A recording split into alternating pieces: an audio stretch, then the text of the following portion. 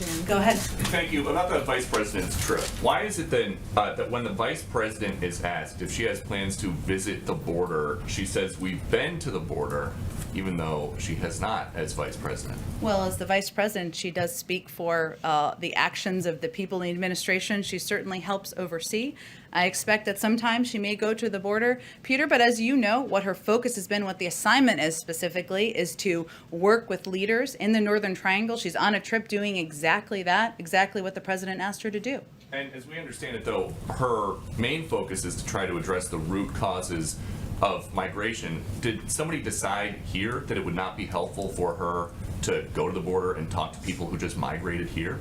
Well, again, I think that at some point she may go to the border. We'll see. But she's in the Northern Triangle now to have discussions with leaders, with community leaders, with civil society leaders, with the embassy about how we can work together. And obviously she's made a couple of announcements already, probably more to come before she comes back to the United States. And she described, though, you said she might go to the border. She described a trip to the border yesterday as a grand gesture. Why? Look, Peter, again, I think her focus of this trip is on meeting with leaders, having a discussion about how to address corruption, how to address the root causes, how to work together to address humanitarian challenges in these countries. That's exactly what she's doing on the ground, and I'm sure she'll report back to the president when she returns. Some vice presidential staffers reportedly feel like they work in a, quote, abusive environment. Well, I would first note that I try not to speak to or engage on anonymous reports or anonymous sources. I will say that the Vice President is an incredibly important partner to the President of the United States. She has a challenging job, a hard job, and she has a great supportive team of people around her. But other than that, I'm not going to have any more comments on those reports. Okay, hoping to clarify the administration's position here on defunding the police. You say the president does not want to defund the police. Is the president concerned then that last year the now Associate Attorney General Vanita Gupta said it was, quote, critical for state and local leaders to heed calls from Black Lives Matter and Movement for Black Lives activists to decrease police budgets? Well, let me first say that as a Fox News report that came about in February quoted, quote, current and former police chiefs in more than 53 cities across the country, as well as the National Fraternal Order of Police, are issuing their support of the nomination of Vanita Gupta, President Biden's nominee for Associate Attorney General, praising her leadership and record and urging the Senate Judiciary Committee to quickly confirm her to the post. I don't know that that was your report or not, but it was certainly one from your network. But she said, okay, so that's the Fox report. Thank Yeah. you. And Senate testimony, she said she wanted to decrease police budgets. So She also made explicitly clear in her confirmation process that she opposes defunding the police. And the president ran on, most importantly, did not run on defunding the police. He's always opposed defunding the police. I'll also note, because you've asked this question before or a few times over the last several days, that when we talk about individuals in Congress and their support for funding or opposition to funding for the police, I think what the American people are most focused on is how people vote, what their record is, which is a public record. And I will note that while the president ran on and won the most votes of any candidate in history in a platform of boosting funding for law enforcement after Republicans spent decades trying to cut the COPS program, which again is public record. We don't need to undervalue the intelligence of the American people. The president ran on increasing that funding. It's in his budget. In President Trump's budget, he significantly cut that. So that's a change. And the American Rescue Plan had a great deal of funding for local and state authorities, something that can support funding for local police in communities across the country, something many have used. It doesn't require me telling you names of individuals who opposed the American Rescue Plan. Every Republican opposed the American Rescue Plan, and I don't have time to read out all their names today.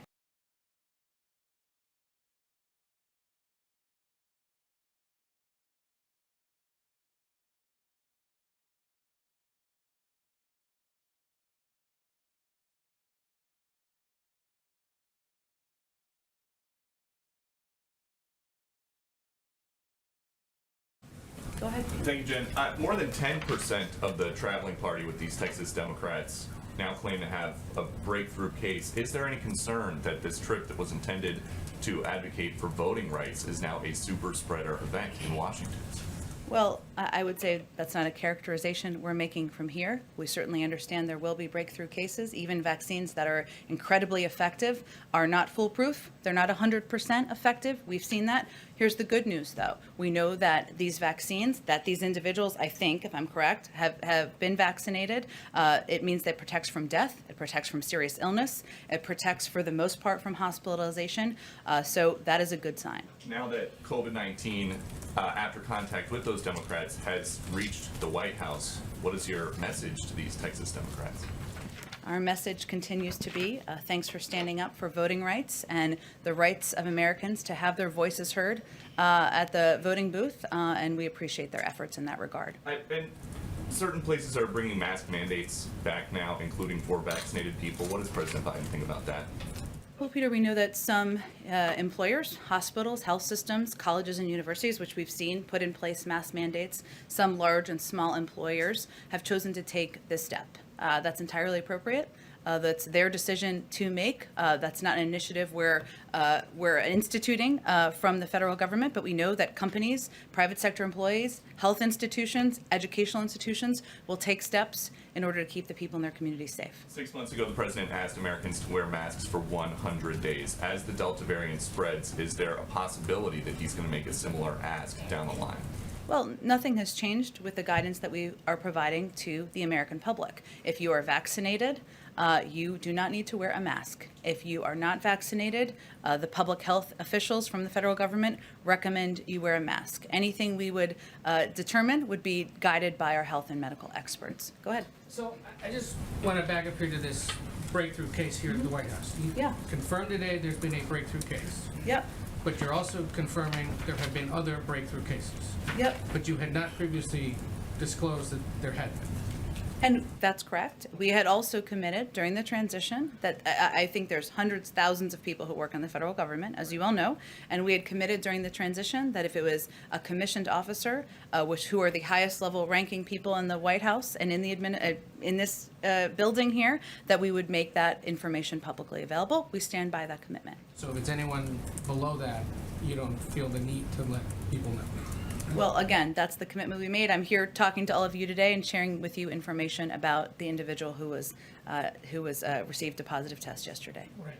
More broadly, has there been any more discussion? I know you've been asked this before, but because it continues to happen, has there been any more discussion about having the CDC or some other entity track the number of breakthrough cases? They do track.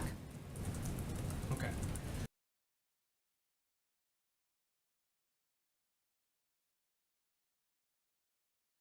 Go ahead. Thank you, Jen. I do have a question on COVID, but first on energy. When is it that the Biden administration is going to let the thousands of fossil fuel industry workers, whether it's pipeline workers or construction workers, who are either out of work or will soon be out of work because of a Biden EO, when it is and where it is that they can go for their green job? And that is something the administration has promised. There is now a gap. So I'm just curious when that happens, when those people can count on that. Well, I'd certainly welcome you to present your data of all the thousands and thousands of people who won't be getting a green job. Maybe next time you're here, you can present that. But you said that they would be getting green jobs, so I'm just asking when that happens. Richard Trumka, who is a friend, longtime friend of Joe Biden, says about that day one Keystone EO, he says, I wish he, the president, had paired that more carefully with the thing that he did second by saying, here's where we are creating the jobs. So there's partial evidence from Richard Trumka. Well, you didn't include all of his interview. Okay, Would you like to include the rest? So how about this? The Laborers International Union of North America said the Keystone decision will cost 1,000 existing union jobs and 10,000 projected construction jobs. Well, what Mr. Trump also indicated in the same interview was that President Biden has proposed a climate plan with transformative investments in infrastructure and laid out a plan that will not only create millions of good union jobs, but also help tackle the climate crisis. And as the president has indicated when he gave his primetime address to talk about the American Rescue Plan, he talked about his plans to also put forward a jobs plan in the weeks or months following. And he has every plan to do exactly that. But there are people living paycheck to paycheck. There are now people out of jobs once the Keystone Pipeline stopped construction. It's been 12 days since Gina McCarthy and John Kerry were here, and it's been 19 days since that EO. So what are these people who need money now? When do they get their green job?